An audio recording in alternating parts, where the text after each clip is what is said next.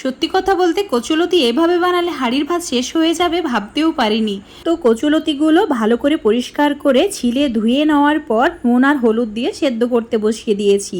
এদিকে চুলোর অন্য সাইডে ফ্রাইং প্যানে তেল নিয়ে তাতে নুন হলুদ মাখানো চিংড়ি মাছগুলোকেও হালকা করে ভেজে নিতে হবে। আর কচুলতিগুলো 80% মতো সেদ্ধ করে নিয়েছি, জল ঝরিয়ে একটা বাটির মধ্যে তুলে রেখে দিয়েছি।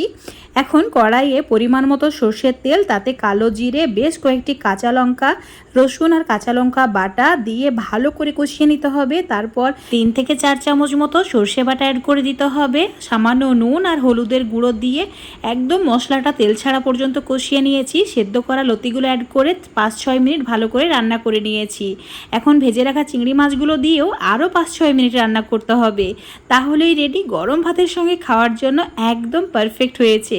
তো তোমরা এভাবে অবশ্যই একবার ট্রাই করে দেখবে। আশা করছি ভালো লেগেছে। ভালো লাগলে লাইক, শেয়ার, কমেন্ট করে দেবে।